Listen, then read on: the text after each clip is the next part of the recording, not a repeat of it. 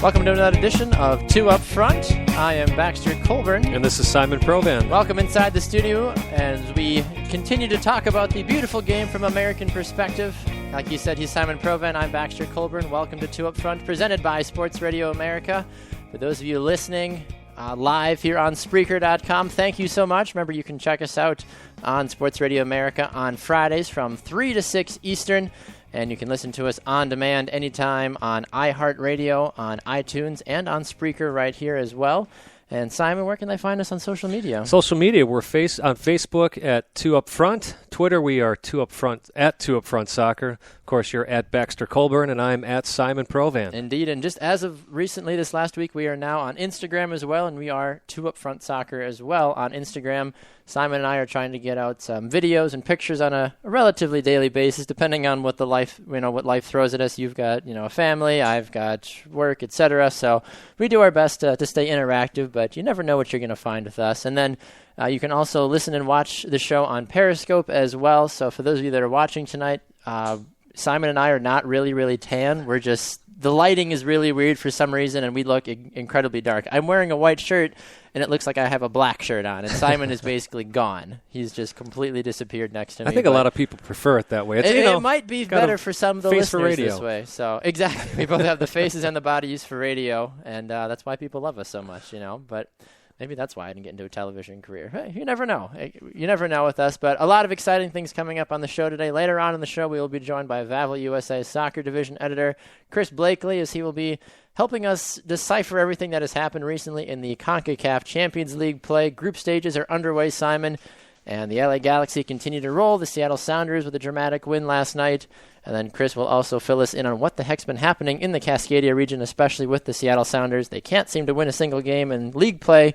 Although for the one they did just win 4-0, Yes. but it's been a long time coming for that win. Exactly. Even just scoring a goal has been kind of a few and far between, and then now recently they come from behind last night and grab a victory as well. So we'll be getting to Chris later on in the show. We'll be doing our weekly check-in with the EPL and some other exciting news happening around Major League Soccer. Our new power rankings are here. We'll have our predictions.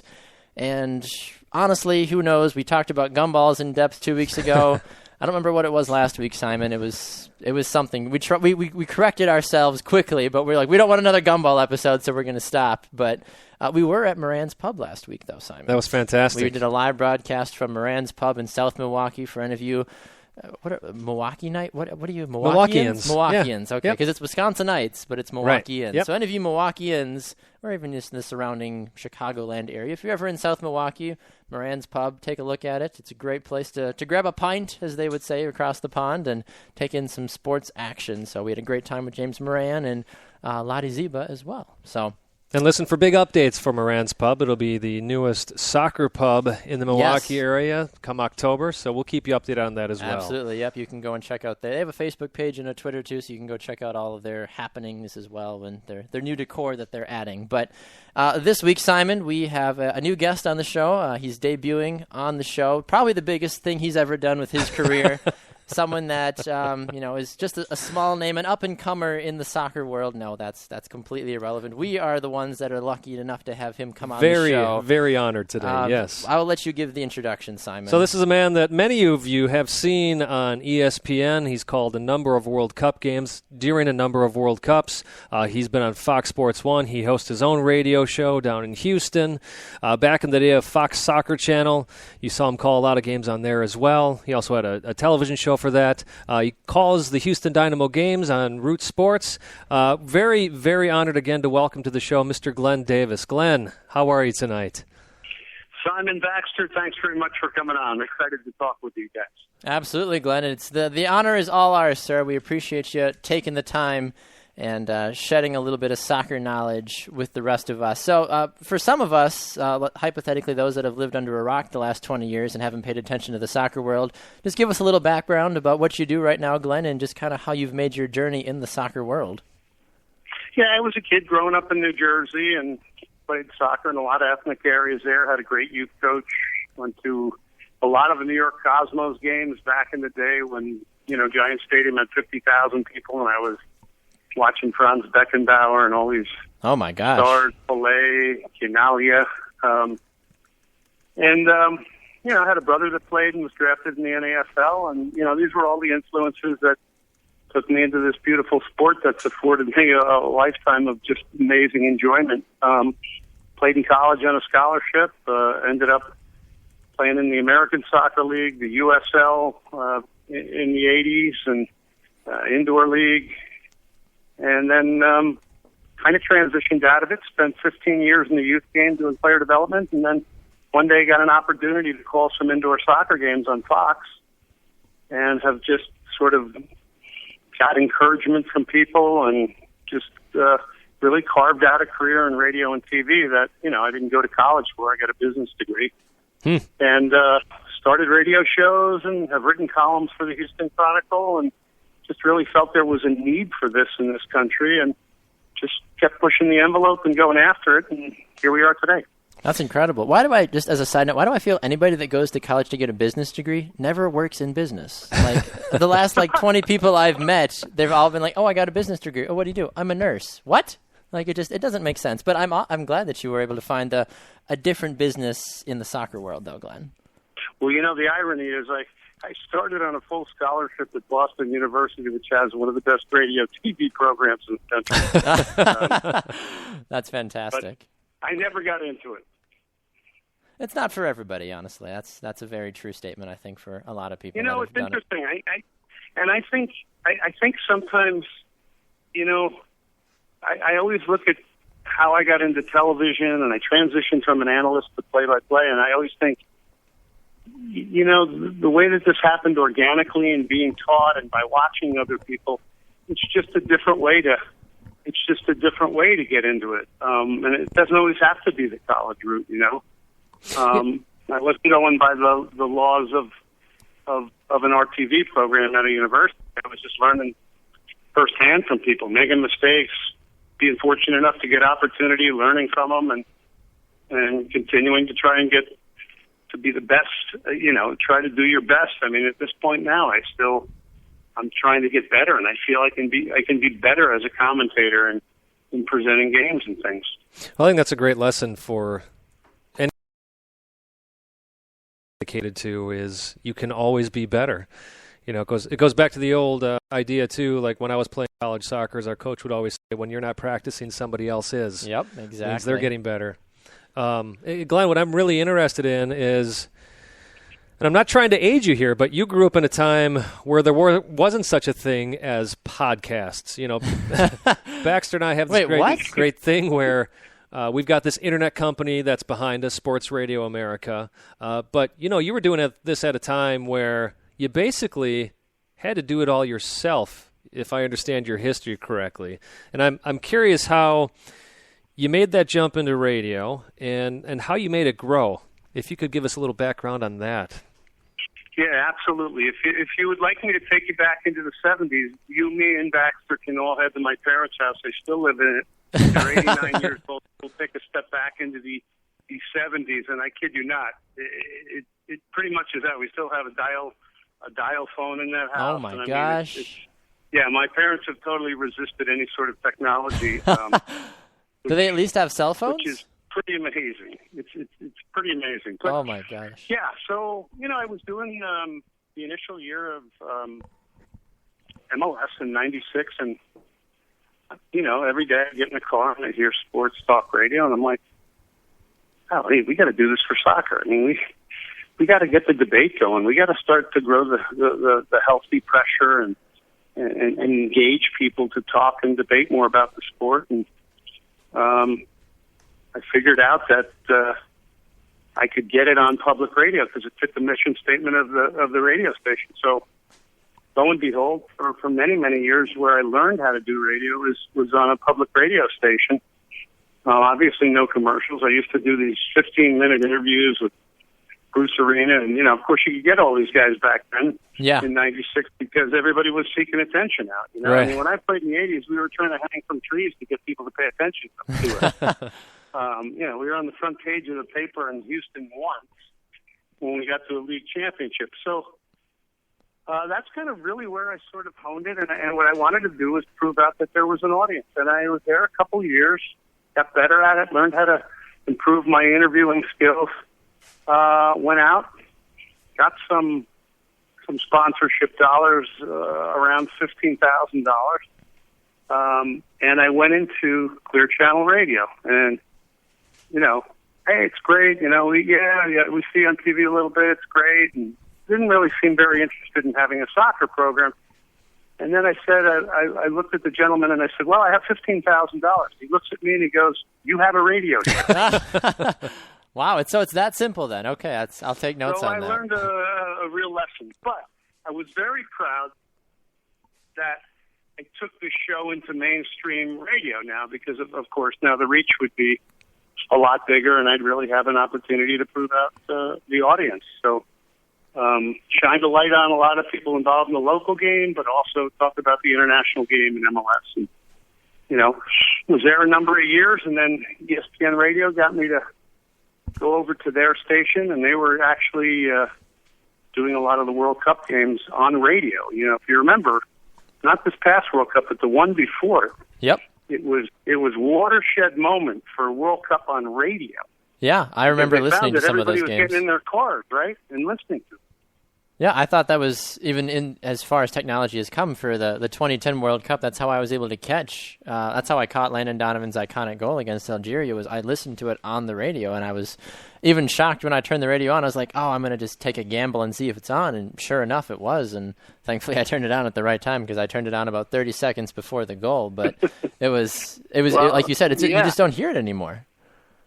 Well, they were stunned. They were stunned that they got these types of numbers, and really, where I am now, they treat the sport seriously. They're very respectful to me and my show. I get a lot of great support there.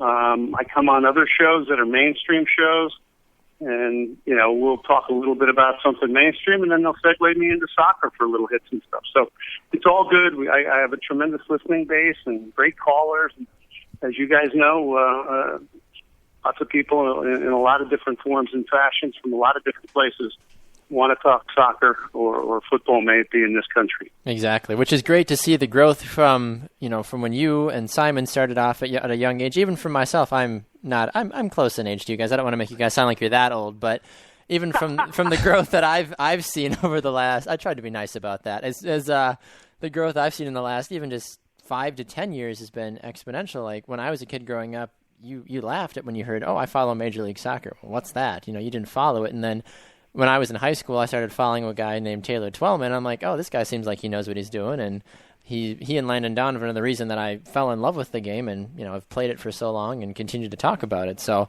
it was the key figures in American soccer that, at least for me, is why I follow soccer so closely now. And that, Glenn, that's something I'm interested to hear from you, is that, as you said, you've been with MLS since '96, since the first kickoff. I've been watching it since then. You've also have been, in a town that was awarded the Houston Dynamo, when they relocated from San Jose.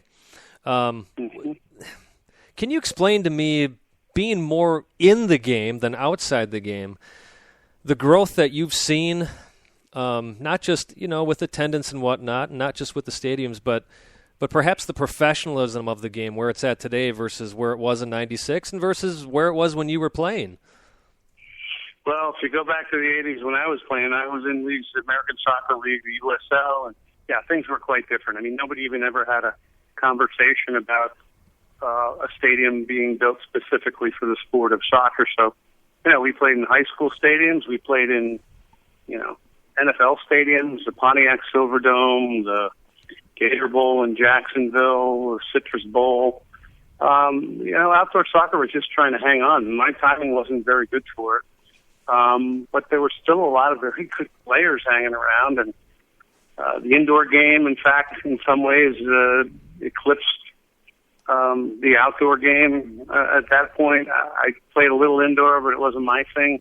Mm-hmm. But, it was totally different. I mean, we used to practice at Houston Baptist University here in Houston, and we'd be in the locker room after training, and, it's 90-something degree heat. It's not easy training down there, as you guys know. And, some guy would come in the locker room, hey, you guys get out of the showers. The Rockets are here. They need the locker room. Wow. Houston Rockets, we'd walk by Hakeem Olajuwon and Ralph Sampson, and, they'd be getting out of their big, long Mercedes-Benzes, and Glenn Davis would jump into his Volkswagen Rabbit that was about 5 years old, and hopefully had enough oil in it, Wow. Right. I mean, but it's remarkable. I mean, the city where I am has changed, but everything, the infrastructure, we always, the one thing that remained the same is we flew commercial, but these were pioneers, I think, in a lot of ways. Some of these guys, great pioneers, remained in the game, became organizers, became builders, became coaches. First team I'm playing with the captain of Hungary. I mean, Wow. Here's a man that's seen it all, and now he's, playing in front of 4,000 people, and just trying to continue to extend his career. So very different, but makes me appreciative of all that has happened, and privileged to be a part of the whole thing. I've met so many amazing people in the sport, Right. intelligent people in the sport. And that's the thing that I always go back to when I am talking to someone like a Baxter who wasn't there for all the darker days of soccer in this country. there's been multiple references, Glenn, during the show where he says something, and I'm like, I honestly have no idea what you're talking about. But we do look at like the founders as far as the players in MLS. Tab Ramos, Alexi Lalas, John Harkes, of course, all those guys that were in the '94 World Cup that came back. But I loved what you were saying, and this is what I tried to explain to the younger generation as well. Is all credit to these guys for coming home and launching this league, but there are so many people before them as well that kept this game alive, whether it was the outdoor game, whether it was the indoor game. As you said, I had two other brothers that played professionally with a couple of indoor teams, including the Milwaukee Wave here. It's really, I wish there was more coverage of the game just so we could go back and see the wonderful history that was there in the 70s, in the 80s after the dark days of the NASL. But I don't know how to segue into this any other way than to say one of the stories I'd like you to share, talking about some of the dark days, more like dark closets.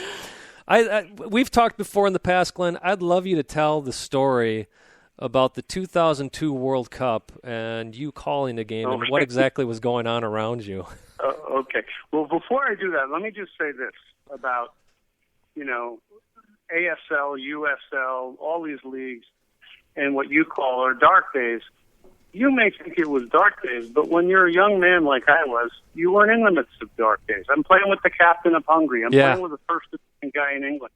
I'm living large. I'm not making a lot of money, but I'm living large in my world as a 22-year-old. Living the dream, yeah. So although it was dark days in comparison to where it is now, they were amazing days. Sure. I mean, I had to cover Teofilo Cubillas. Yeah, okay, he's 36 years old. The guy could still play. Right. He was a World Cup legend.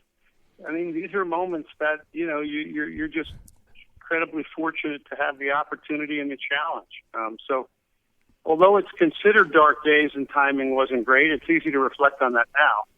They were all wonderful, great experiences. And I'll be honest with you, I didn't care about money until when I'm 38 years old. I go, geez, I got to have something here. Life is moving on pretty fast. Because I was running a youth club. I wasn't getting paid a lot of money, but I just so enjoyed what I was doing, setting up programs, taking teams to Mexico, setting cooperatives up with Atlas and Guadalajara and Monterrey. And then one day I woke up, it's like, wow, I do probably need to think a little bit more financially here. But to get to the story of the 2002 World Cup. So this was a big deal for me because it was my 98. I did some analyst work for Fox, but 2002 I was actually, going to be one of the commentators and a play-by-play man, which I transitioned into. And, we're doing it out of a studio in Bristol, Connecticut on the campus of ESPN. And the first game is Shep Messing and I can't remember what game it was, but, we're kind of downstairs in our booth, and upstairs is the production facility, and, we hear this boom, boom, boom, boom. And I mean, it's like rattling the place we're in. And we're like 5 minutes to kickoff, and I said, he pushed the talk back to talk to the producer. I said, hey, all kinds of noise down there. I don't know what's going on. And we look out in the hall, and there's guys like knocking down a drywall and stuff and working on this thing. And I'm like, hey guys, the World Cup is on in 5 minutes. You think you lay off the sledgehammer for a little while, And you pulled out your jersey on that one, right? Yeah. So it kind of puts it all in perspective. Here you are working on the biggest event, and yet, there's people banging on the walls.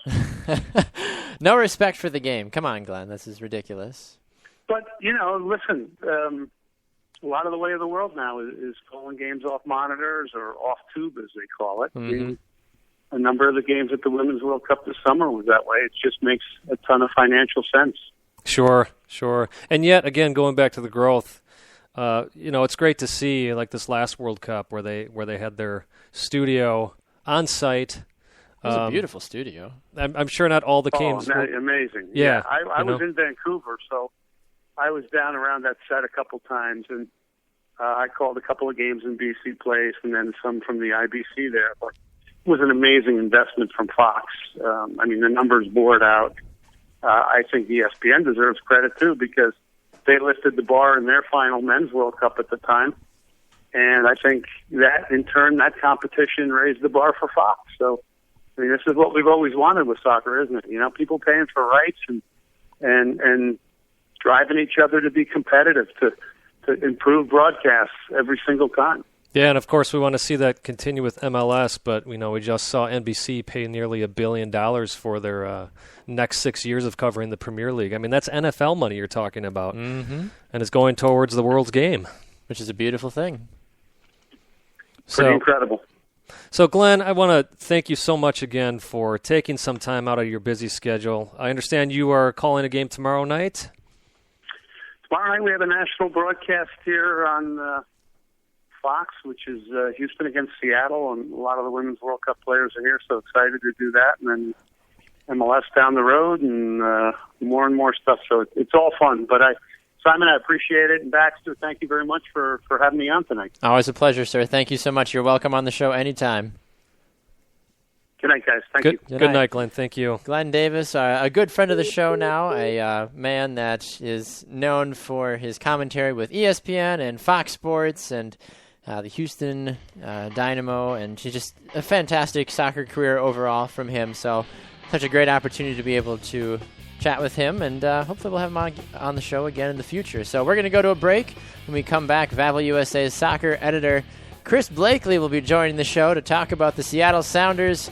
They finally won a game, Simon, and they finally won a game in Champions League play as well. They brought it down to the last minute, but they won. Brad Evans, he looked mad. I saw a picture today. He looked real mad, but we'll see. Well, the keeper kicked the ball at him after he scored his goal. I guess that would make me mad, too. I don't know. But we're going to talk to Chris when we come back, so don't go anywhere. This is Two Up Front, presented by Sports Radio America.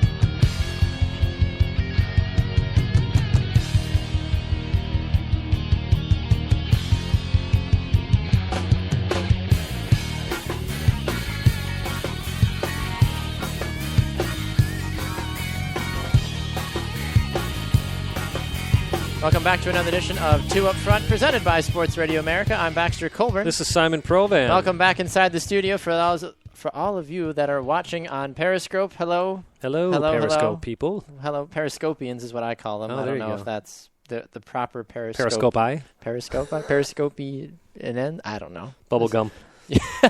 Exactly.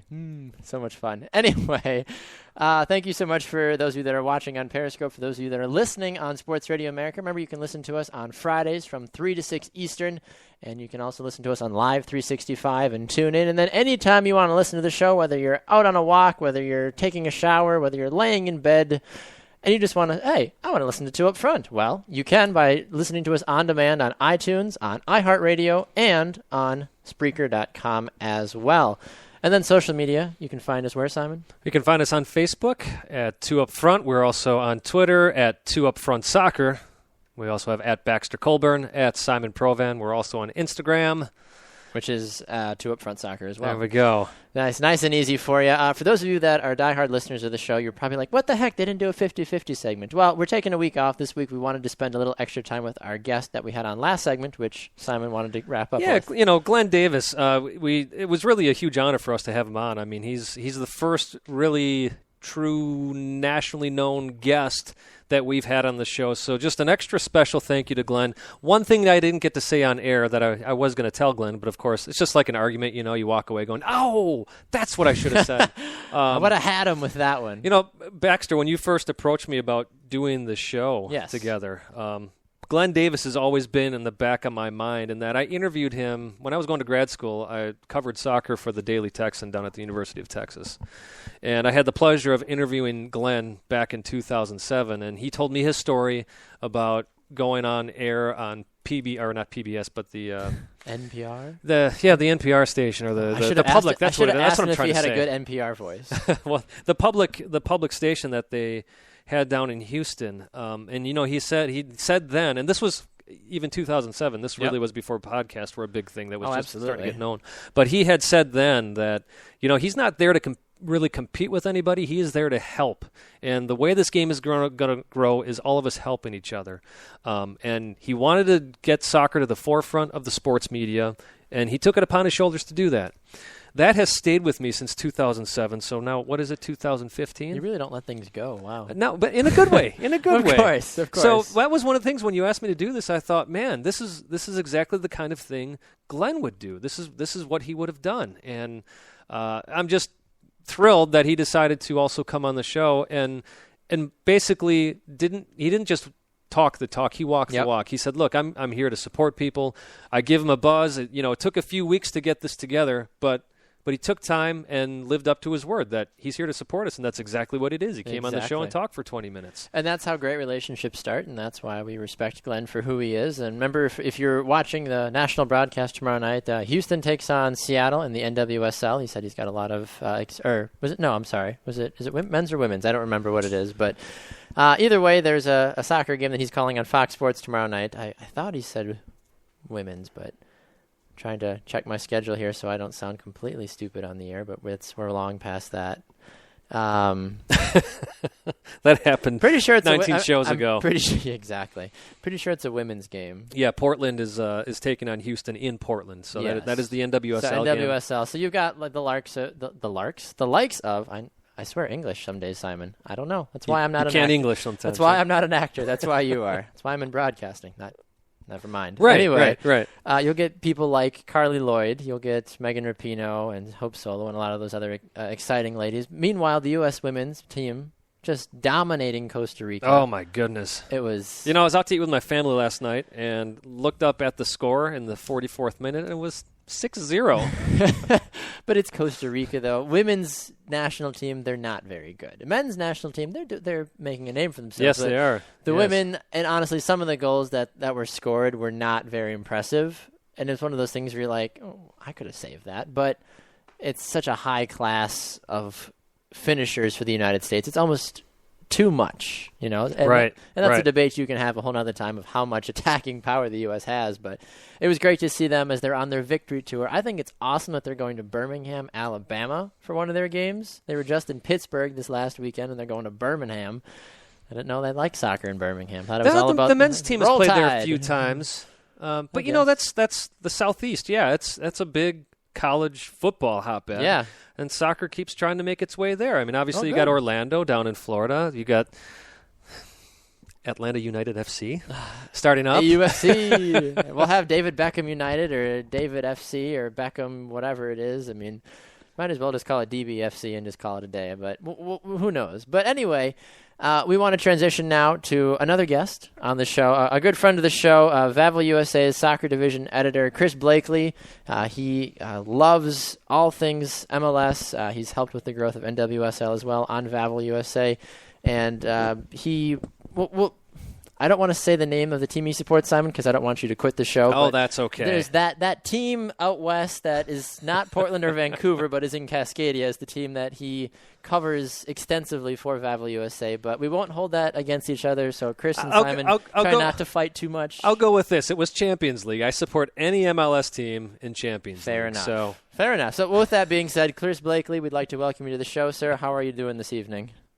I'm doing well. Thanks for having me. Hey, man. I feel I got a follow up from Glenn. That's I don't know if I could do that. he was just the opener for you. That was we wanted to make sure you felt extra special. Well, now when I drop the ball, we'll know why. Exactly. And to answer your question, hearing you guys talking about soccer tomorrow, and the NWSL, it's the Seattle Reign going down to Houston, playing on Fox Sports 1, and then for Univision, it's the Houston Dynamo going to Portland Timbers for MLS. Okay, yeah, we were because he was like, yeah, Houston and Seattle, and he didn't say the names and he didn't say the gender either, and I was like, I think it's NWSL because he's like, there's a lot of U.S. players on the team, and I was racking my brain. I'm like, Houston's got DeMarcus Beasley and Seattle's got Clint Dempsey. That's not a lot, but then I thought about it more. Well, they got Dempsey and Brad Evans on. I suppose. Brad Evans, he's been one of the few bright spots, I will say. Yeah. Simon is very been critical of the U.S. men's national team, but he has liked Brad Evans. Well, I'm talking about for Seattle. He's been one of the bright spots. That's true, especially last night. Evans, he's been pretty huge. For those of you out there that don't know, he's moved around a lot since his time in Seattle. He was asked to partner next to Chad Marshall this year at center back, and looked great first game. Second game, everybody wanted to run him out of town, but ever since then he's been well. And then, Seattle goes in and brings in, Roman Torres. I love the hair. Oh, yeah, that's great. I wish I could grow hair. I'd try to do that myself. For those of you that don't know, Chris is bald, but for those that don't know. Yeah, sadly. I blame my father. Bad genes. Or my wife and my daughter, either or. Hey, there you go. Choose your poison. Mixture. But no, so, after they brought in Torres to partner with Marshall, they, asked him, hey, guess what? You get to move again. And it's actually been, he's played 2 games there now. More of the central defensive midfielder, kind of sitting in front of the back four, occasionally getting forward. They're missing Ozzy right now. They're still missing a few players. So that's the reason he's the captain of the Sounders. He may not like it, but he'll still do it. And as Ziggy said the other day, he'll do what's best for the team. And, that's why I can't. That's why I love the guy. Exactly. Yeah, you can't, even as a Timbers fan, Chris, I've always respected Brad Evans just for what you're saying. I mean, he does get moved around a lot. You never hear him complain about it. Yeah. I think he said a couple of times where he'd prefer to play, but he's not there for himself. He's there for the team. Exactly. And I think that's one big talking point about Brad Evans that fans really come to like. I mean, I'm a New England Revolution fan, but I still respect Brad Evans because of his willingness to move around and not, trash Ziggy Smith in the news saying, oh, he moves me, he never plays me where I want. He's all about just trying to develop the team as a whole moving forward. But last night, Chris, Brad Evans was the man of the hour. It was if there's ever a time where a head coach looks like a genius for the substitutions he makes, it was last night because Brad Evans and Eric Freeberg both come on and both score and end up allowing the game to obviously play out the way it did. Roman Torres came on for 9 minutes, but he didn't do a ton. Talk about what you noticed in Seattle's game last night and just how you thought the team played out as a whole. Well, first things first, I missed about the first 10 minutes. I did miss that opening goal, but once I saw on Twitter that, they conceded a goal on a set piece, I really wasn't surprised. But after that, honestly, Seattle, they pretty much dominated the game. I mean, they controlled possession. They doubled them up on 70% passes. To 30%. Yeah, exactly. I mean, it was incredible that I will be 100% honest with you guys. I did not expect that. You're playing a Central American team. That's what they're known for. Well, most teams, I can't speak for them all, obviously, but that shocked me when I saw that stat. But I think and then the second half, obviously they're pushing forward. They're trying to get that goal. Finally get it off the Aaron Kovar, long throw in the 90th minute as one of the Olympia players is, being stretchered off. I got a whole that whole fiasco last night. I get a little frustrated because you could see it even before the first half ended. They were already playing the stalling game. Let's delay the game. Let's try to get out of here with 3 points. Which is not easy to do in Seattle, honestly. Traditionally. Well, this year it has been. Yeah. Yep. That's one thing we've talked about several times on the last 8 or 10 weeks. But no, well played. Yeah, it's been horrible. They've been going through a bad stretch, and they're finally getting everybody back. They got all these big signings. They got a tough. They played on Sunday, dominated Orlando. They played a tough game last night. They got not an easy game against RSL on Saturday. Then they have to go down to Honduras, and that's just going to be a nightmare. And then they finish up with the game on Sunday with Portland. So. At home against Portland. So it's a tough stretch, but getting back to last night's game, I don't know if you guys saw, originally Pineda was supposed to take that PK after Dylan Remick was taken down in the box. I was wondering about that, yeah. And I even noticed watching, Evans went up to Pineda. Pineda, gave him the chance, let him do it. Come to find out after the match, he was going to give him the penalty. He said, he was on the board, the first one to take it. 4 or 5 guys came over, told me, hey, no, Ziggy wants you to take it, so he did it. He reached out to him after the game, explained the situation. But I think where it really, really gets interesting was prior to him taking that PK is how all the goalkeeper was, delaying all the players surrounding him. Just standing there in front of the ball for 3 minutes. The goalkeeper. It was horrible. And then once they finally get everybody separated, did they think that the PK wasn't going to happen? Like, it was going to happen. That's what I was reading, is a lot of people were thinking, how does the guy not know the rules of the game? It's still going to happen. Yeah. You call a penalty kick, if you delay it 30 minutes, it's still going to happen. Exactly. And by the way, it was the correct call by the referee. It was. Very rarely ever say that about CONCACAF referees. It was the correct call. Especially, let's be honest, especially for an MLS team. Yeah, no kidding. Exactly, even better. The one thing I didn't agree with, I believe the guy that took out Remick in the box was actually on a yellow. He should have got a second yellow, in my opinion. Well, he scissored him. That's my opinion. Yeah. No, exactly. I'll tell you what, Chris. When if I can just jump in real quick, I also have to give the ref a lot of credit. When I first saw it, it actually didn't look like a PK to me because of the angle of the camera. But then when they zoomed in for the replay and I saw what happened, definitely. But you expect in CONCACAF for a ref at that point in the game to just say play on and not call anything. And I think that really surprised a lot of people, myself included, because I sat there and I was like, is he going to call it? It was a good 2-3 seconds. Yeah. And then he finally blew the whistle and was like, oh, okay, wow, they caught a break. But, great call by him. Granted, some of the other stuff he didn't call, but regardless, he takes Evans takes takes the penalty and then does what he does. I obviously won't repeat what Brad Evans said to the keeper, but he looked a little upset, after he scored. Yeah, and then he kicks the ball at him, and then there's a scrum started, and I don't know if you guys have actually seen the video. I actually wrote an article today about how CONCACAF needs to step in and levy some fines and sanctions from this match. That would be nice, honestly. I linked the video. It was from another website that I Sounder at Heart. They got a video from somebody that was actually at the game, and they recorded the PK. And you can see one of their players, number 4 from Olympia, when Evans has his hands up in the air when him and the keeper are face to face. The guy takes 2 or 3 punches to Evans' ribs. Wow. Then on top of that, I believe it was number 18 for the other team. I can't remember. It was kicking people. Then, as I'm watching the video, I see an Olympia player with the CONCACAF bib on into the camera shot. I'm like, wait a minute, he's a bench player. He's not supposed to be on the field. Then, after that, I see their coach, I believe his name's Hector Vargas, he's out there. And then it looks like that I don't want to say punch, but allegedly. He took a shot at Lamar Nagel's face. So, I'm sorry, that's just too much going on right there. They were very, City Olympia was very unprofessional in my opinion. Yeah, I know I would agree with people you. say it's gamemanship to delay the game, but I get it, But that was just too extreme. Well, Way too extreme. and let's be honest, as much as we're applauding the ref, for him not to get that keeper back in the goal during that 3-minute delay. It's pretty straightforward. Is- I mean, is there's a penalty also- kick. All right, who's taking the kick? Your goalie, get on your line. Like, And he it's sees, not rocket Exactly. science. You see the goalkeeper go up and touch the ball, and Brad Evans kind of looks at him like, "What are you doing?" So Brad touches the ball kind of comically, and then the goalkeeper decides he's got to touch it again.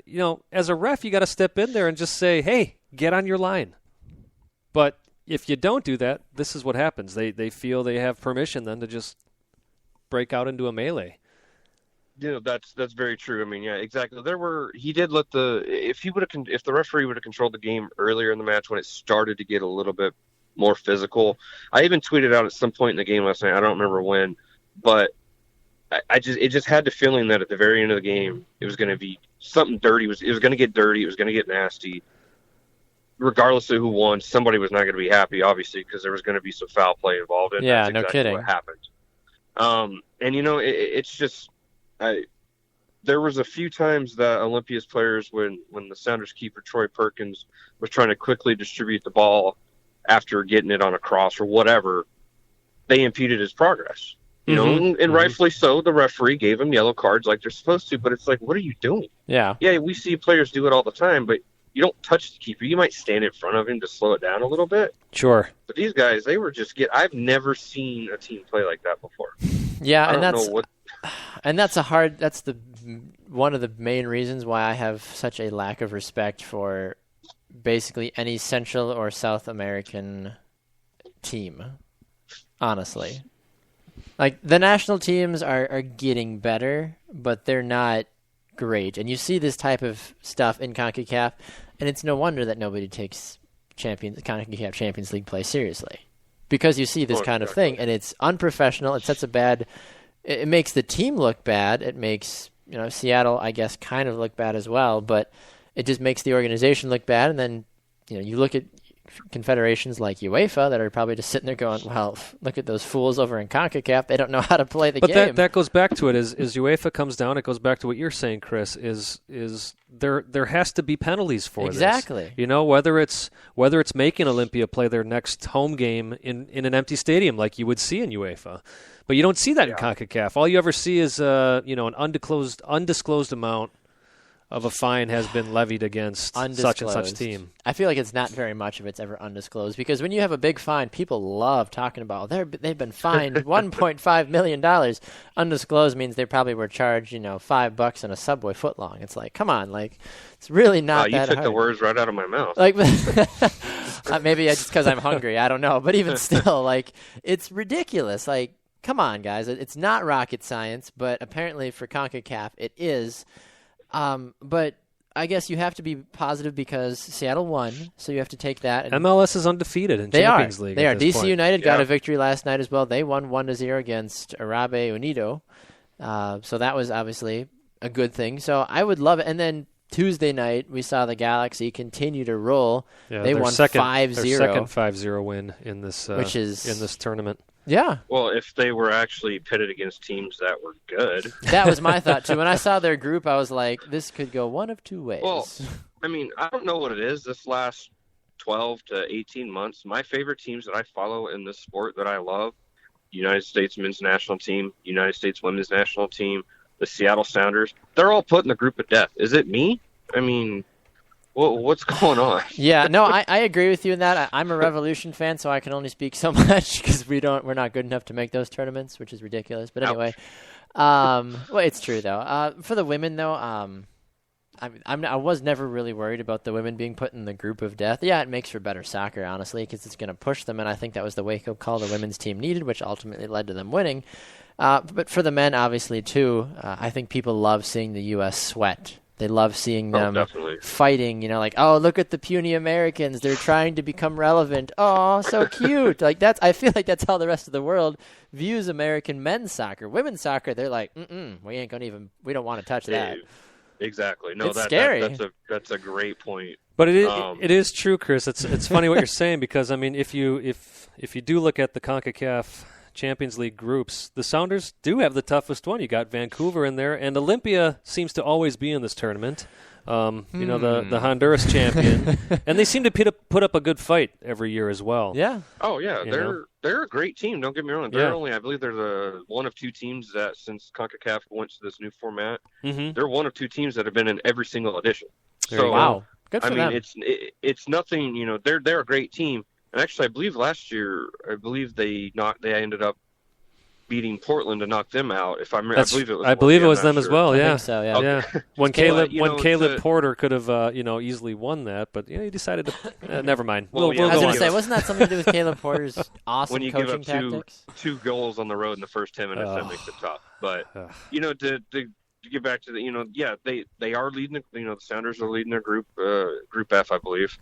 They got 4 points out of possible 6. Vancouver's only played one match. Olympia's only played one. Sounders have played 2, and after next Wednesday, it'll be 3-2-1. I mean, if somehow the Sounders, I'm not even gonna bank on them going into Honduras next Wednesday night.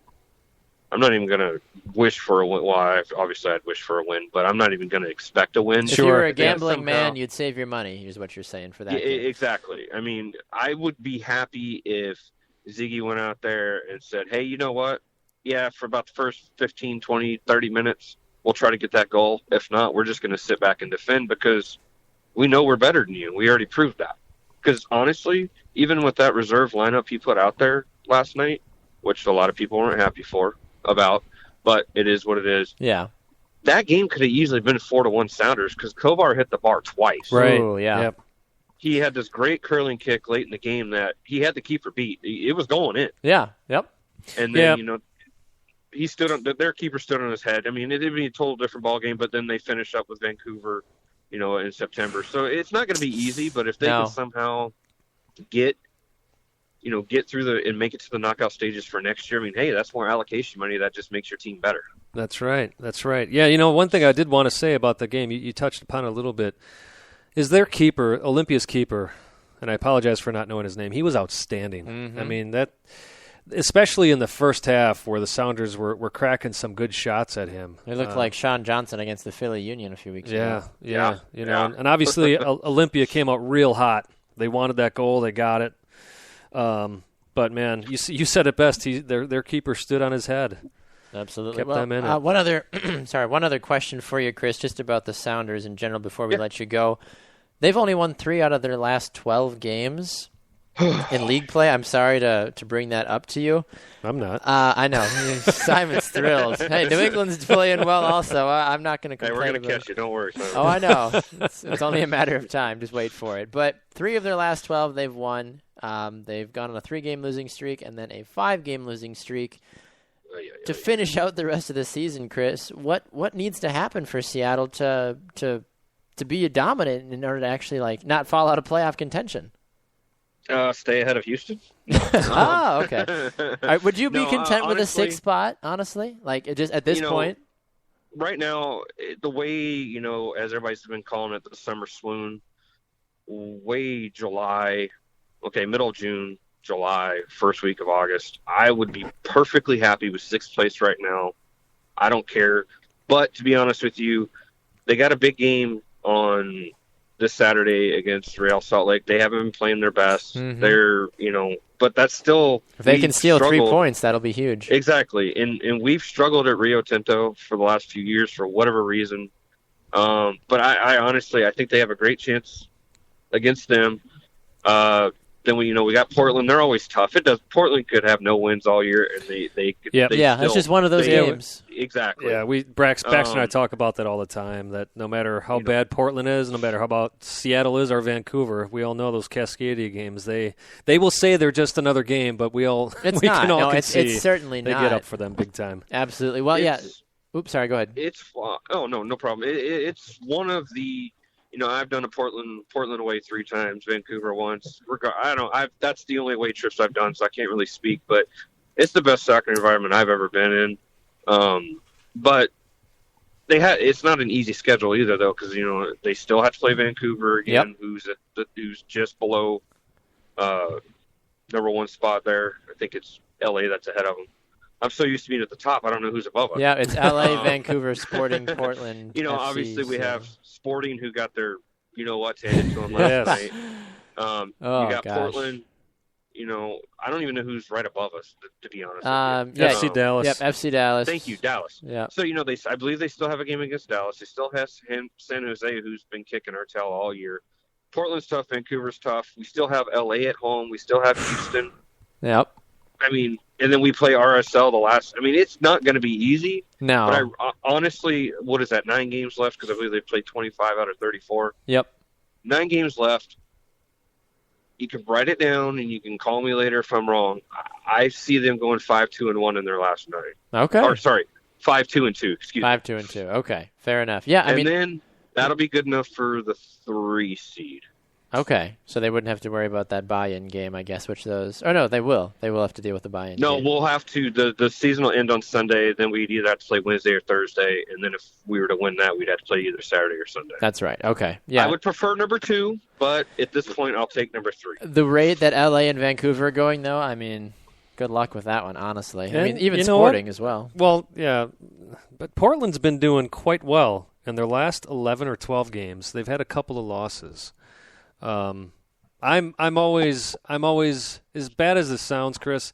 I don't believe much in my club because I am not a big Caleb Porter fan. Yeah, I think he's been doing much better this season, but I got to give him to him. They've been doing well these last, like I said, 11 or 12 weeks. They had a swoon in there as well, but they seem to have picked up on that.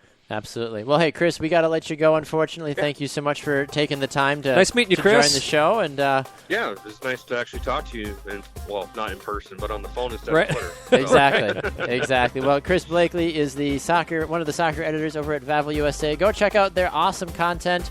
You can follow Chris Blakely at The Real Chris Blakely. I forget what your Twitter is. At The Real C Blakely. C Blakely. I was so close. ELY. The last 24 hours, so I got some pretty interesting tweets on there. Go check them out. Awesome. Well, thank you so much, Chris. We look forward to chatting with you hopefully later on in the season once we know a clearer picture of where Seattle might be ending up. And just, you never know. It's always good to have a friendly voice pop on the show as well. So appreciate everything you do for Vavel USA and for coming on the show. Well, thanks for having me, and I look forward to talking to you guys again soon. Sounds good, man. Thanks, Chris.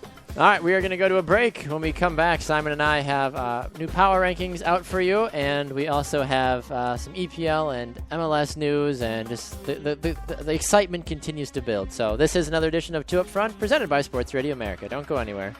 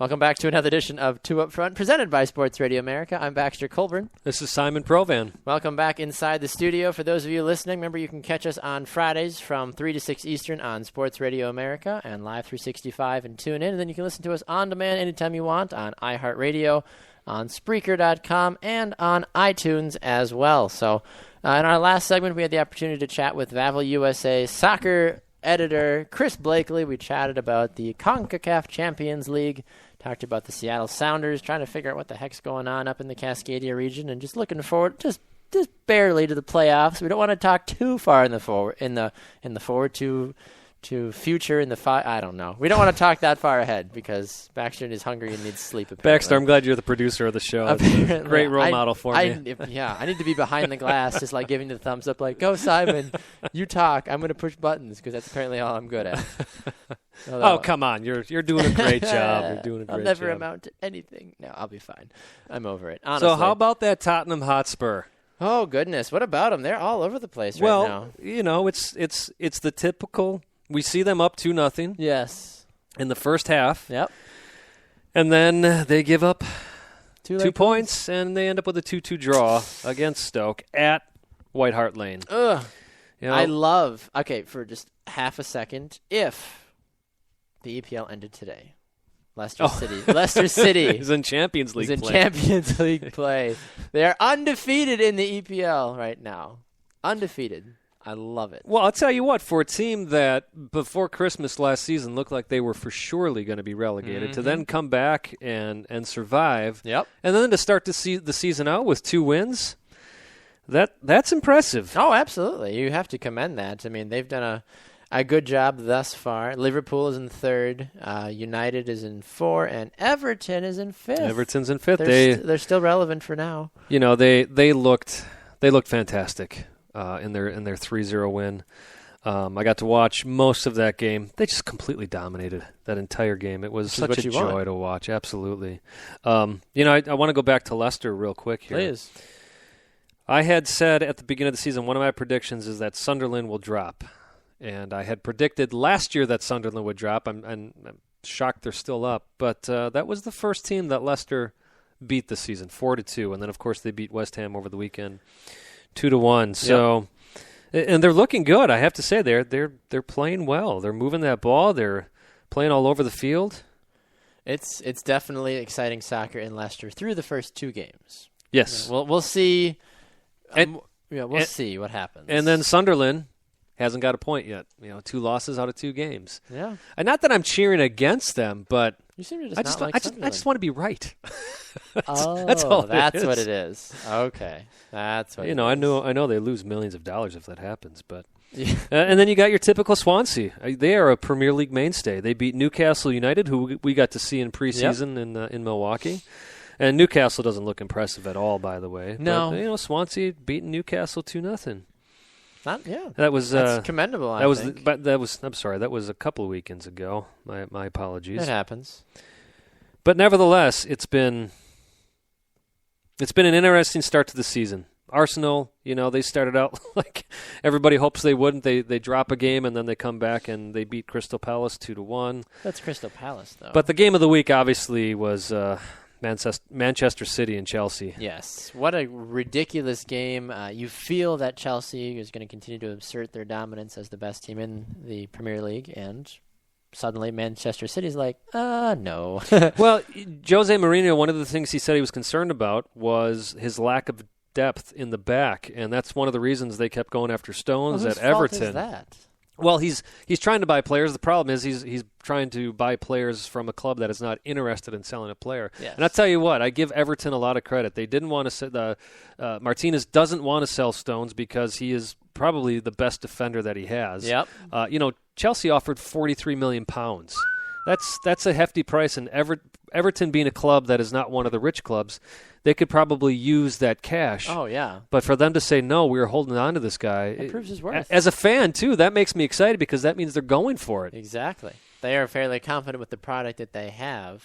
And going back to the Chelsea idea that they're lacking depth in the back, well, we see that when they lose to a team like Manchester City. Exactly. 3-0. And that's not to say Manchester City isn't a good team, just for the fact that that's a team that Chelsea can usually obviously hang with and a lot of times beat. In fact, I think that may have been City's first win over Chelsea in quite a while. To my knowledge, I believe it has been. So, like you said, Chelsea's got a depth issue on the defensive line, so they go out and sign an attacker. Right, of course they do.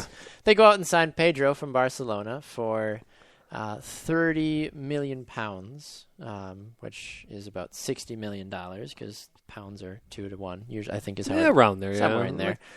So the 28-year-old has come up and is excited for his new opportunity with Chelsea, and I think that with Pedro and Eden Hazard and Ramirez and Willem, and they've got all kinds of attacking options, which is great. But like we see with the U.S. Women's national team, it's almost a bad thing to have too many options, because how do you get them all on the field? How do you keep them all happy? That's right. We hear rumors of Eden Hazard, maybe going to another club because he wants, to be the focal point of the attack. And you hear all different kinds of rumors for players that are on teams like a Real Madrid or a Barcelona, because you've got all those players that are so talented. How are you supposed to get enough playing time, because you want to be successful in your career? But if you're not getting the ball, soccer is a one-ball sport. There's not 7 or 8 guys, trying to shoot at the goal. It's one guy. Right. So, and Pedro's an attacker. He makes his living off of quality passes and goals. Right. So now he's cutting Hazard's opportunities to score goals. He's cutting anybody else that is a quality attacker for Chelsea. So I don't mind the move, but I don't think it was needed. Yeah, I don't think it's needed at all. I mean, what boggles my mind a bit is that you're going after Stones, you're unsuccessful with that. Why don't you start trying to bid on another defender elsewhere? Yeah. Just to clarify, by the way, that was 30 million euros. So it's actually sorry. less than that when you I'm translate sorry. it. 30 million euros, 21.4 million pounds. Yeah. I'm sorry. I got my symbols mixed So up. it's probably it's about $32 million then when you look at it. Yeah. But, that's a hefty amount regardless. Yeah, it sure is for a club that doesn't need They any really more don't. offensive power. Well, first of all, why would you leave Barcelona if you're an attacker? You get the opportunity to play with some of the best in the world. You've got Messi, you've got Neymar, and you've got Luis Suarez that you're working alongside. Yes, but he wasn't playing much over there, and I know he was getting frustrated. Yes. Pedro was over at Barcelona. So you get to a point where you've made so much money, it doesn't really matter anymore. What you want to do is play the game. Exactly. No, it's true. You want to play the game, and I guess he'll start. He'll probably start at Chelsea. I would think so. Or he'll be a consistent squad rotation player. I would think that if he was growing frustrated with not getting first team minutes at one club, he would hopefully be getting them at the club he's going to. Yeah, because he still has to give the thumbs up to the transfer. I thought he had. No, he did. Yeah, but what I'm saying is to go back to what I'm saying about moving to a new club. Well, yeah, at you the would end of the think day, he's going to give him. Yeah, it's great. It's great if you offer me $30 million to come play for your team. Well, if I say, "Well, am I going to get playing time?" Maybe. Well, okay. It's right. Do I want $30 million to sit on the bench? Well, I don't know. Maybe. Sign me up. I'll take it. $30 million to sit on the bench. Maybe. Yeah. I mean, but of course, we're not at that level. Exactly. So different story. Absolutely. My pick to win the Premier League was Manchester United. They've been looking okay. They beat Hotspur 1-0. They beat Villa 1-0. So they're doing all right too. But we'll see if they hold true. That's a team that I just see getting stronger and stronger as the season progresses. They do, and they've seen some recent success in Champions League play. That's right. Club Brugge, they beat 3-1 in their first leg. That was at home. We'll see what happens on the 26th when they're. I believe that's a Belgium club if I remember correctly. So that's the playoff round of the Champions League. We'll see how they do in their second leg. But it's always nice going in with a 2-goal lead. That absolutely makes a difference. Now they say though the 2-goal lead is the most dangerous lead in soccer. I think that's in 90 minutes. I'm going to say it's different when we're talking 180. Fair enough. I think that's true enough. Well, one other thing that happened in the Premier League that we want to touch on involves an American player.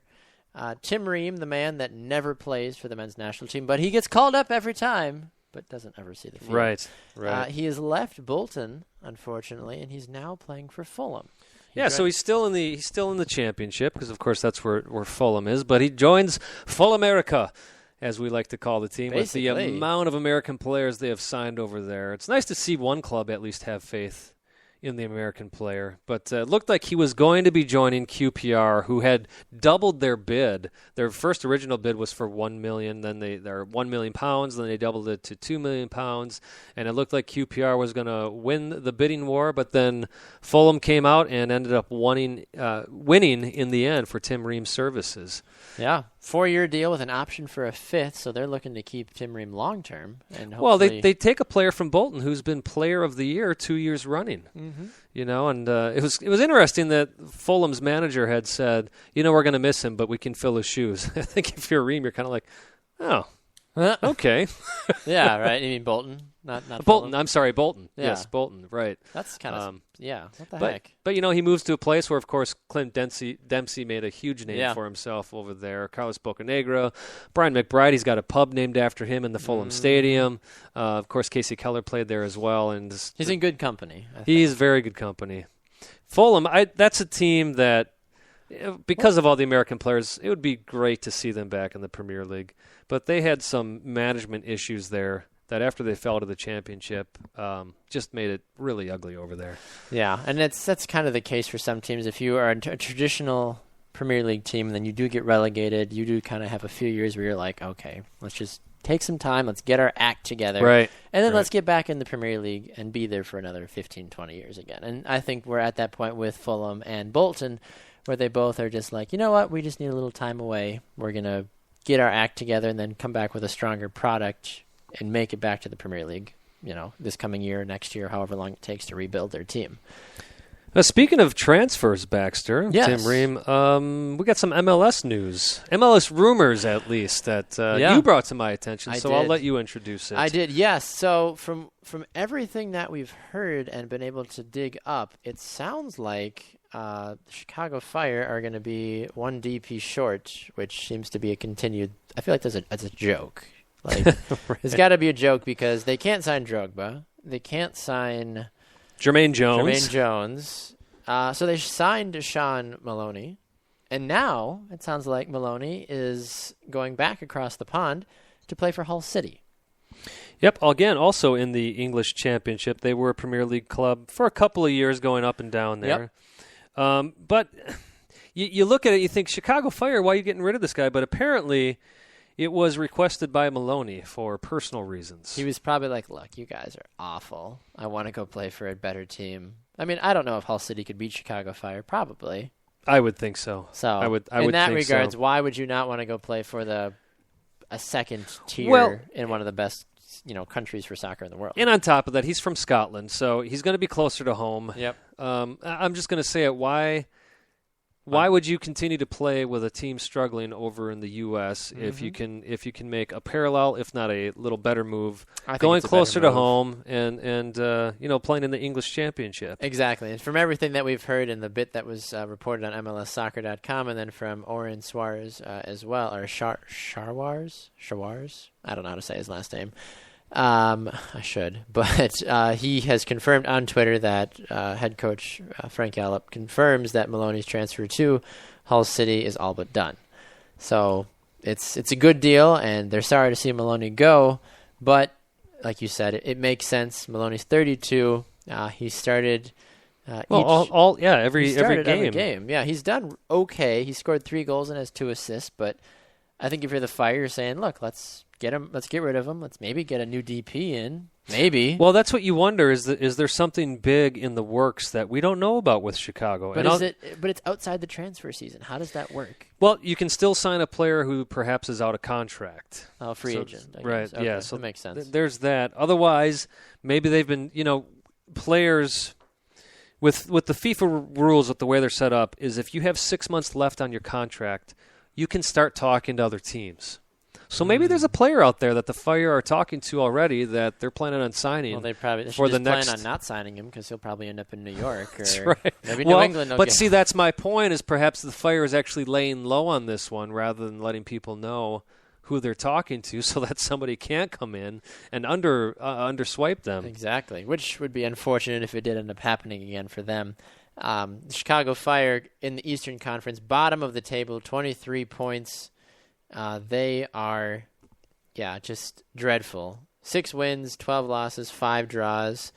They've scored 27 goals total. They've conceded 34, which is surprising with Sean Johnson as their goalie, but you're only as good sometimes as the defense in front of you. That's right. So there's only so much that Sean Johnson has literally stood on his head multiple times this year. But if you're not giving him good defensive production, there's only so much the guy can do. Yeah, and I'm just reading an article here in the Chicago Herald about Frankie Gallup did not want him to go. But, he wouldn't talk money. He said they did okay on the deal, and at the end of the day, it's something that they had to do for Sean. Yeah. So it sounds like there was some big personal things going on for Sean Maloney, and again, give credit to Frankie Yallop and the club for stepping in and saying, you know what, let's make this happen for you. Exactly. Life is bigger than soccer, believe it or not. Really? That's my philosophy. Fair enough. I know there was the old Irish coach that said, some people tell me that soccer is life and death. It's more important than that. I don't see it that way. I never will. No, I never will. I'm close to that, but I wouldn't think I'm that far. Yes. So we're going to take a break. When we come back, Simon and I have our new power rankings and the predictions for this upcoming week of MLS soccer. And then we'll close out the show with our I Believe segment as well. This is Two Up Front, presented by Sports Radio America.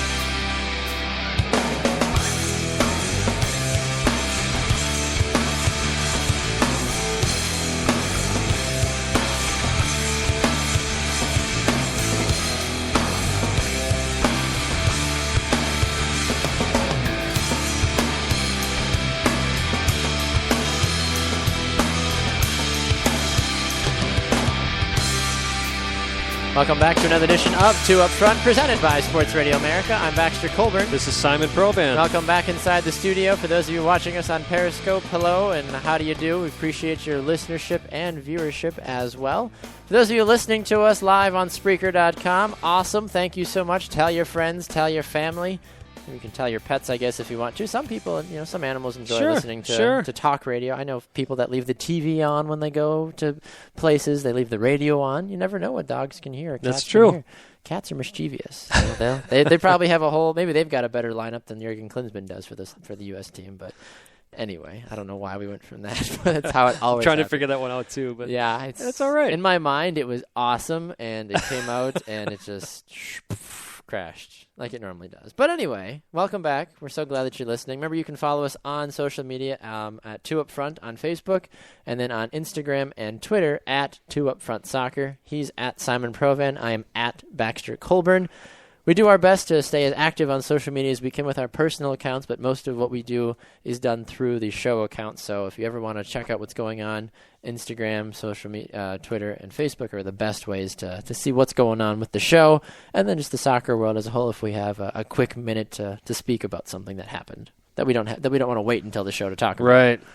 Yeah, because we do this once a week. We do. It'd be awesome if we had time to do it more than once a week, but we do it once a week, so that means we can't touch upon everything that we'd like to touch upon over the last 7 days. So check us out on Facebook and Twitter. We tend to communicate through there as well. Absolutely. We love hearing from you guys, and we love just the continued growth of the show as a whole, and it helps by having awesome guests on the show. Earlier we had ESPN and Fox Sports, and the list goes on and on and on. We had Glenn Davis on the show earlier, soccer broadcaster. Loved chatting with him. Simon got to interview him many moons ago, back when you were down in Houston doing Austin. some stuff. Austin, I'm but sorry. Austin. But Glenn is in Houston. Yes, he's in Houston home now. base. You were in Austin. You got to interview him back in the day, and while you were in grad school, and then we got a chance to speak with him for the first time on our show. And then Vavel USA's soccer editor Chris Blakely joined us as well to talk about the Seattle Sounders and the CONCACAF Champions League play that has been taking place as well. So it's the part of the show, Simon, now where we offer our predictions for the upcoming week of Major League Soccer matches. And we start with your beloved Timbers. And that's who I'm picking. Coming right out of the gate. Fair enough. Portland against Houston. Yeah, I got to go with Portland too. It's in Portland.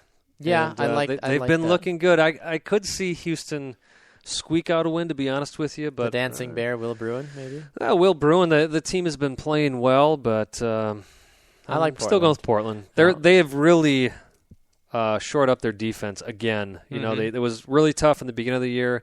They kind of lost it there for a while, but watching these past couple of games, they look like they got their defense back. Yeah, And which Nap- is and scary. How about Nat Borchers scoring that game-winning goal against RSL? He cried because he scored against this old club. Oh, And I know really? he was there for a number of years. I know that club still means a lot to him. It does. But yeah, he even during the interview at the end of the game on camera, he ended up breaking down in tears because he actually felt bad that he scored that Wow. game-winning goal against RSL. That's about that? passion right That there. is I did passion. not know that. That's passion. That's cool to see that he has such a love, though, for RSL and everything that they've done for him. Yeah, and you know that he appreciates what Exactly. what they did for him. Absolutely. All right, moving on to the next game, Toronto FC and Orlando. This game is not on ESPN. Surprise, surprise. Orlando is not on ESPN or Wow. Fox Sports. How about that? Wait, hang on. Yeah, no, Yeah. they're not. Yeah, New York is, but that's irrelevant. Anyway, Toronto and Orlando this week. I have got to go with Toronto. This is in Toronto. I don't like either team, honestly. Orlando has not been playing well. They've been playing horrible. Yeah, but it's Toronto they're playing against. I'm going to pick Orlando on this. That's Okay. my upset, if you can call it Is an that upset. not really an upset? I feel like the next game is kind of a bigger upset. DC United and San Jose. Yeah, I like San Jose. you do. I do. Mainly because I don't like DC United. This is a tough one for me. Well, you shouldn't. You're a Revs fan. Yeah, exactly. This is a tough one for me because San Jose, it's that constant team for me. Who are they? You know what? I think you're right, though. No? I'm going to take DC. Because my Okay. gut said DC, I'm going to pick DC. Fair enough. Columbus and Sporting Kansas City. Sporting coming off a 5-0 spanking from the San Jose Earthquakes. They were tired, as we talked They about. were. They They just were looked very dead tired. tired. They had an Open Cup game. They had the game against Vancouver. Then, of course, the thrashing And this against is only San a few Jose. more days, from this game is on Saturday. Right. And they've only got 2 days of rest, 3 days of rest. And yes, New York and Columbus drew in Columbus, but Kamara lighten up the league. Who Yeah.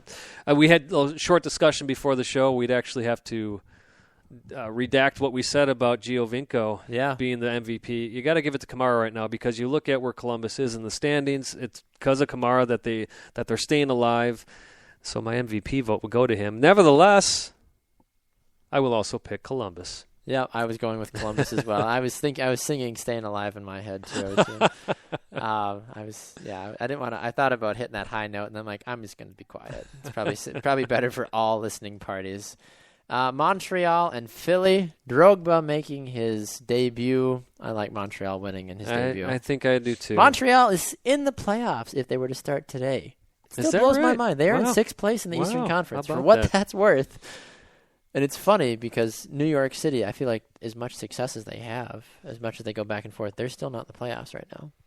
Yeah, that doesn't surprise me though. They They've started been out so with back and yeah, forth. but the first 11 games they had one win. Yeah. I mean that's a lot you got to catch up on to try That's to true. overcome. That's absolutely true. They might still sneak in. We'll see what happens with that. But Montreal, It's the East, and I'm not saying that to Anything to is be possible in the to be East. mean, but it is the East. That's and just they very well could. That's all you need to say is it's the East because that's it. That explains everything. Right. Chicago and Colorado. I'm going to call a draw on this one. That's what I was going to do too. See, you stole my Whoa. thunder this week. Whoa.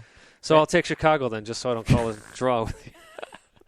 Why Chicago? I would take Colorado out of the two if I had to. Because it's Chicago. I got to give them some love. I can't give Colorado any love. I can't give either you team know any what? love. Because Colorado fooled me.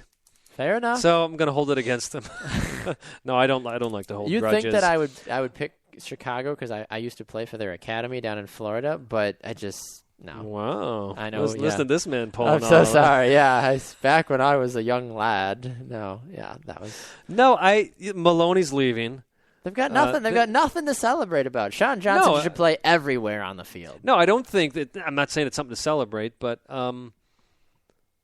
it's because of how bad Colorado is that I'm They're picking both Chicago. bad. Colorado is better. Chicago's shown moments. What moments? They score goals once in a while. Okay. I'm just going to leave it as a draw. I'm just going to walk away from that one. Vancouver and FC So Dallas. wait, hold on. Okay, what? You're always giving me a hard time for picking draws. You pick a draw Because I don't like either team. Now you're giving me a hard time for not picking a draw. You got to make up your mind. Why? That's no fun. I'd be too predictable if I did that. Anyway, Vancouver and FC Dallas. Vancouver's got my pick in this one. Mine as well. Yeah? Yep. Yeah. FC Dallas, they're doing all right, but Vancouver is white hot right now. Even though they lost to Sporting Kansas City, they're going to take that, and they are going to just pound FC Dallas with that. Now, that revenge that they're looking to unleash. I don't think FC Dallas looked very good in their loss to L.A., to be honest with you. No, not at all.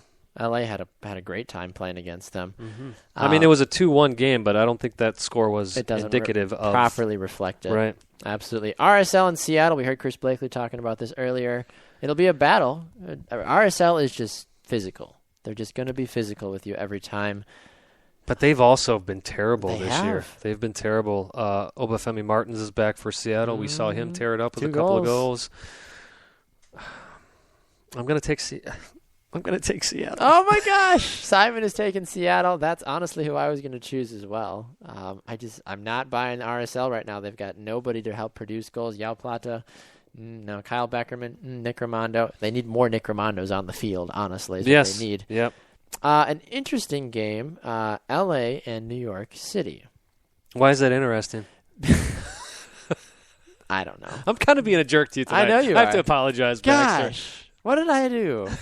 No, it's interesting because if there were ever a game that New York City FC wanted to have a tremendous coming out party against, it would be this game. Okay, I see how that could be interesting. We've seen Poku continue to score goals. He's David talk about Villa, coming out party. Exactly. There you go. Andre Pirlo, they've all been playing Pirlo played some defense this last game as well. I saw him when he was playing. He had must have been raining. He had his wet, slicked back hair. I was like, you just look awesome no matter what you're doing. I'm like, you are the most interesting man in the world, I swear. But then you play a red hot LA Galaxy.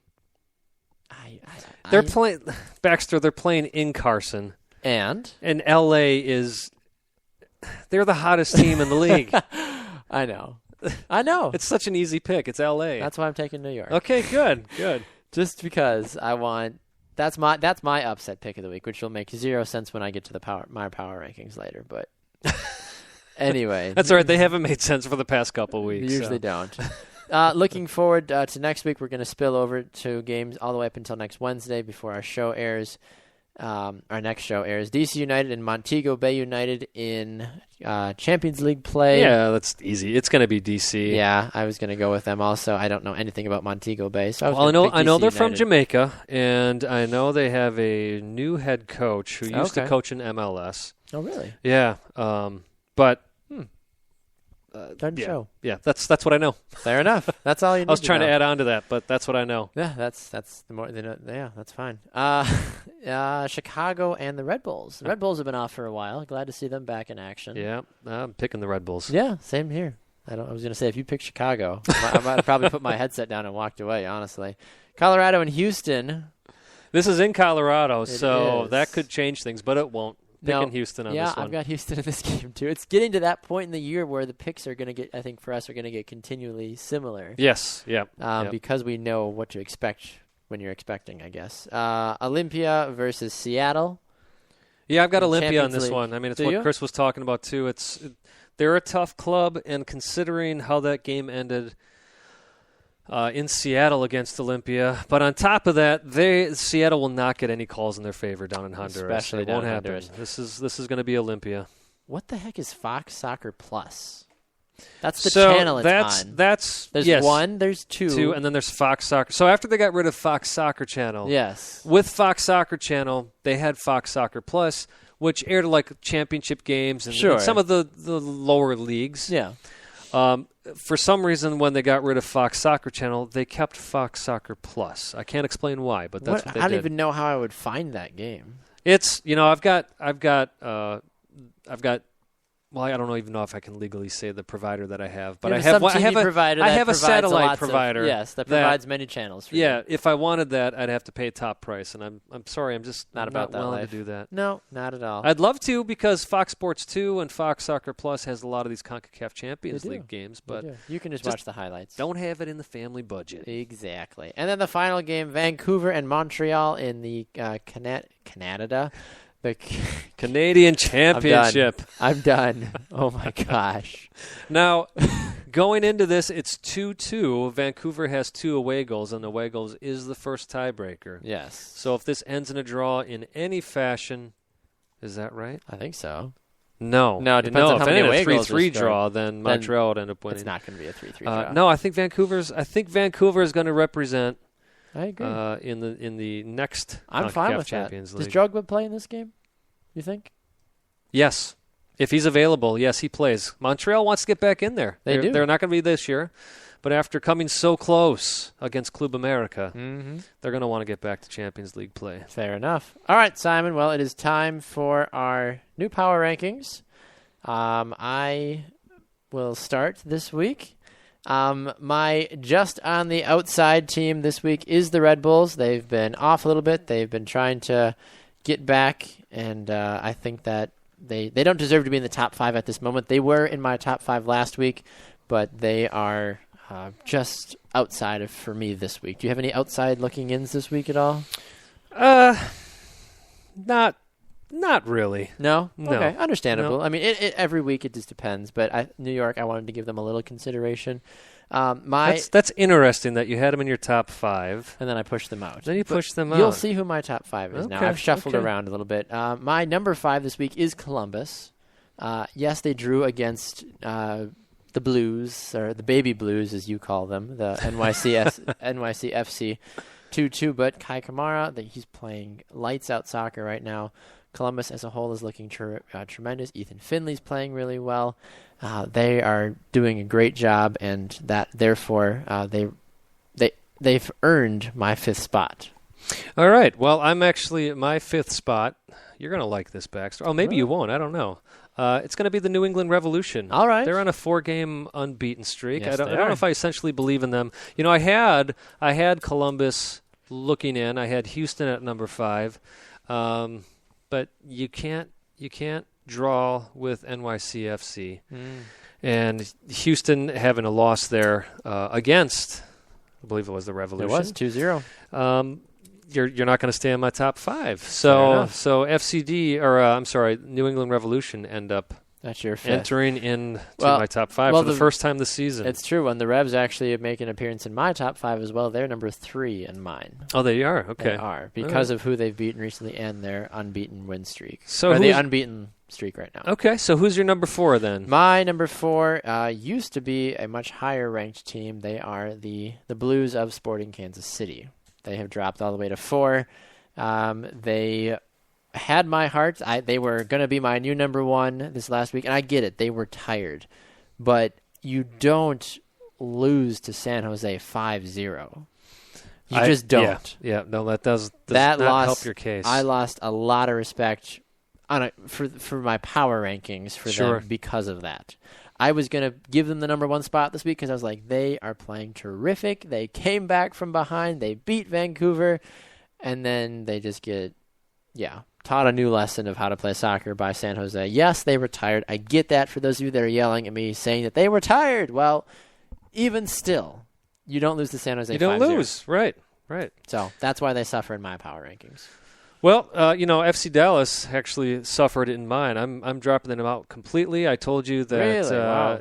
That I needed to see them play against LA to really determine things. Yes, and I had them at number 4, and they ended up losing. FC's out of mine as well. I'll tell you, this may be a little bit of my own club's love, but I have the Portland Timbers at number 4. Fair enough. They've I've won. got the Revs at 3. You've got Portland 4. So. I could argue with myself and say, really, I should have New England at 4 and Portland at 5. So it's kind of like last week how I had 5 and 5B. Usually, I feel like the 1 through 3 is pretty solid for us, but then 4 or 5 is always that middle ground. We're not sure how good that team actually is. And the reason I'm putting Portland above New England, and you're going to look at me and go, are you serious? They have 3 losses in their last 13 games, so I am considering all of that. No, absolutely. But I understand that. The 3-game unbeaten streak, 2-game win streak.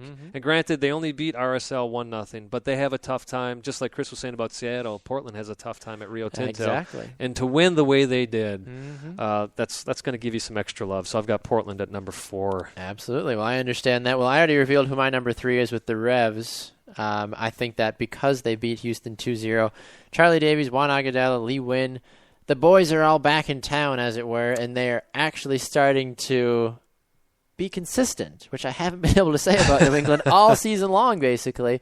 They're starting to become consistent. Whether or not it lasts, we have no idea. They come off a 5-game losing streak, and then they've been unbeaten in their last 4, getting 3 wins and a draw. New England, for me, they earned that 3rd spot, and I would love it if they continue this form the remainder of the season and make another strong playoff push like they did last year. Sure. Well, my number 3 does not change, even though they had a loss. Okay. If you look over there, I know I haven't said who it is yet. They lost 4-3 to Sporting on the 15th. Well, I know because I can see your screen. Sure. But, before that, they were on a 4-game unbeaten streak, a 4-0 win, a 3-0 win, a 3-1 win. So if you look over, if I'm doing the math here, that's 13 goals in their last 4 games. That lost against Sporting, that was against a great team. So I have kept the Vancouver Whitecaps as my number 3. And coincidentally, you made the argument for why Vancouver is my number 2.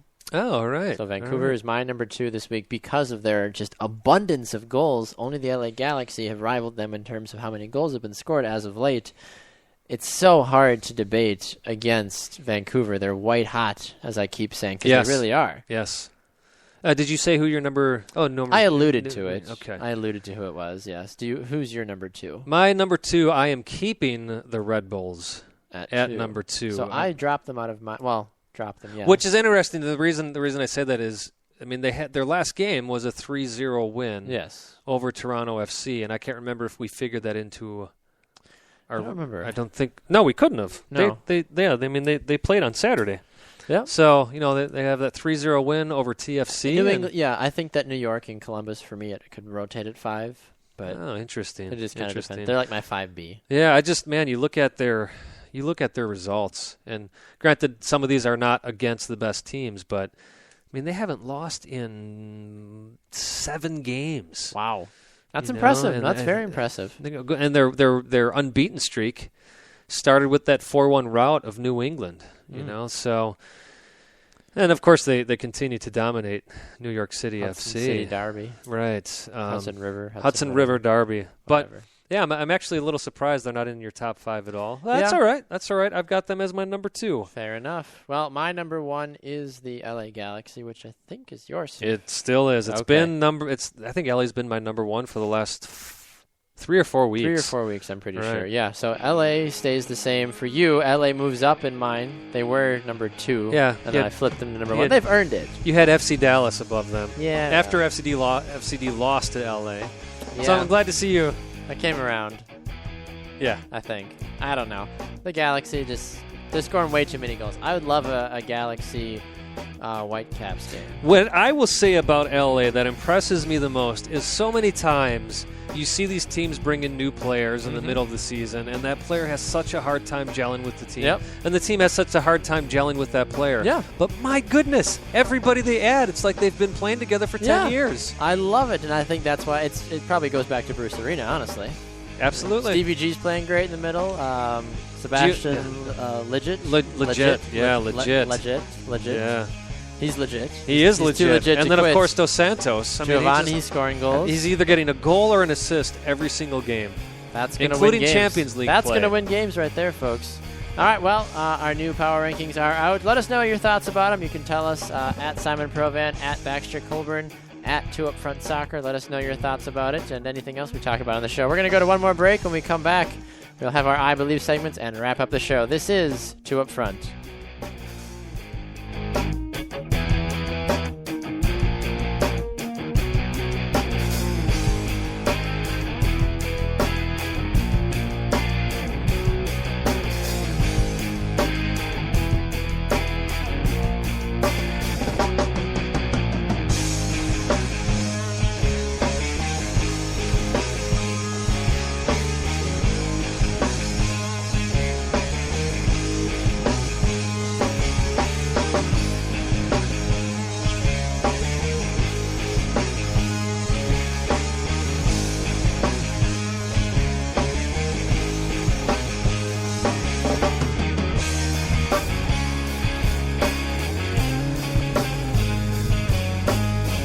Welcome back to another edition of Two Up Front, presented by Sports Radio America. I am Baxter Colburn. This is Simon Provan. Welcome inside the studio for the final time during this show. For those of you watching on Periscope, God bless you for still watching. We know it's not a lot These to look at. shapes on your screen. Yes, us wonderful individuals. For those of you that missed out earlier in the show, we are very, very dark for some reason on our camera. Maybe it's my iPad. Maybe it's the lighting. I don't know. Either way, we look like we got awesome tans. So Makes my nose look bigger, though. That's all right. That's a pretty big nose. What's the rule? The camera always adds 10 pounds? 10 pounds, yeah. Jeez, I could probably use 10 pounds, but that's irrelevant, I guess. But anyway, welcome back inside the studio. Simon and I, we've had a great show. We chatted with Glenn Davis of ESPN and Fox Sports and the Houston Dynamo earlier in the show, talking about his travels throughout the soccer world, the landscape, and his broadcasting he's done. Just an awesome story. Absolutely. Just it was awesome as a young broadcaster, as myself, to hear how he's come up through the ranks, and it's very inspiring at the same time. And then we also chatted CONCACAF Champions League play and the Seattle Sounders with Vavel USA's soccer division editor Chris Blakely. And then our last segment, we offered our new power rankings and predictions for the upcoming week as well. So we're at that point in the show where Simon comes out and sings a silly song. No, just kidding. It's VeggieTales. I believe that we will win. You can sing a silly song to this song if you want. But it's our I Believe segment where Simon and I both come out and give I Believe statements about something that happens in the soccer world. For example, if I were to say, I believe that Bruce Arena will become the next U.S. men's national team coach. That's not what I'm actually saying, but it's just an example. For You those would of like that to happen, though. I can tell. I wouldn't mind it. Yeah. I mean, my examples are there's usually a shred of truth in my examples. Sure. Like I believe that Two Up Front is the greatest soccer show ever. That's I start laughing right away. That's probably not a good thing. I know, right? I was like, well, Simon, I thought you believed in the show. Wow. We're looking for a new co-host for anybody. You don't have to have any soccer experience. No, it'd be nice. Anyway, so Simon, you get to go first, sir. What do you have for us? Well, it's pretty general. Okay. But, man, when I was a kid, I had always hoped for this type of day where stadiums are selling out. Soccer stadiums are selling. Actually, when I was a kid, I didn't even think about soccer stadiums. I just thought about stadiums in general. Mm-hmm. You know, having soccer games and football stadiums, baseball stadiums, and believing that someday those would sell out. And of course, Seattle gets very near to an actual full-fledged sellout of CenturyLink. Yeah. But for the fact that we have stadiums that have 20,000, 25,000 fans showing up every single week is amazing to me, and it's actually funny. I'll get to my I believe, but it's funny that I was going to say these people who complain about Portland only seats 20,000, Sporting only seats 18,000. Only, man, go back in the day where the U.S. national team was getting 4,000 people, 2,000 people to their games. To live in a day and age where you have soccer stadiums selling out week in and week out, it blows my mind. Exactly. And I believe that within the next 4 or 5 years, we're going to see a lot of these MLS stadiums, like Toronto FC has done this year, going to have to expand their stadiums. Exactly, which is a beautiful thing. It's great to see soccer-specific stadiums expanding to accommodate. That means people are coming to games, that people are excited about the growth of Major League Soccer, and it's something that I've even experienced in the last 10 years. Orlando already has had to up the number of seats they're actually putting in their permanent stadium. They already sold out next year's season tickets, which is crazy. And I think they ended up expanding by another 5,000 seats or something around there. Already sold out. People love it. Regardless of how good or bad they're playing, they've already sold out. People were so thirsty for a soccer team in Orlando, a real professional one. They've just loved it and embraced it. And it's interesting because what I'd love to see is the television ratings follow that. Yes. But soccer is such a sport about atmosphere. You have to be there. You have to be there. I think that's similar to baseball. As people just knock on baseball for how boring it is to watch on TV. You're in the stadium, totally different experience. Yeah. So, not that I'm a huge baseball fan, but in my limited experience with baseball, that's what I've noticed especially. So, my I believe this week, Simon, might surprise you. I believe that Toronto FC, like you mentioned before, will not make the playoffs. Oh, all right. They will not be the Canadian team that makes the playoffs. I think that Montreal might actually make the playoffs, or New York City jumps up. It's mind-boggling that how many number of years, since their existence, Toronto has not made the playoffs, and it's going to keep going this year. I agree with you, Baxter. I don't see it changing, and it should. With the amount of money they're spending, with the players they're bringing in, it should. They don't At the like same playing time, together, though. when you overpay Josie Altidore and frankly Michael Bradley, That's going to hamper your team, the rest of your team. You got to have enough money to go around to give everybody some love and to bring in a lot of quality players instead of one or two. Sporting Kansas City is a great example of that. Amen to that one. Well, this has been another exciting edition of Two Up Front, presented by Sports Radio America. Special thanks to Glenn Davis and Chris Blakely for coming on our show. Thank you to you that has been watching and listening to us on Periscope, and you listening to us here on Sports Radio America. Remember, you can listen to us on Fridays from 3 to 6 Eastern on Live 365 and tune in, and then on demand anytime on iTunes, Spreaker, and on iHeartRadio as well. And then social media, Simon, where are we at? Facebook, we are Two Up Front. On Twitter, we are at Two Up Front Soccer. We are also on Instagram at Two Up Front Soccer. Of course, our personal tweets are from at Simon Provan and at Baxter Colburn. Yes, indeed. We love hearing from you. Let us know about anything we talked about during the show. If you agree with us or disagree with us, we love chatting about soccer, about the beautiful game from an American perspective, as we say here on the show. Thank you so much for tuning in. Catch our broadcast next week. I'm pretty sure it'll be on Thursday again. We'll let you know for sure, but we will be talking to you all again next week with our manager being the one above. We are Two Up Front.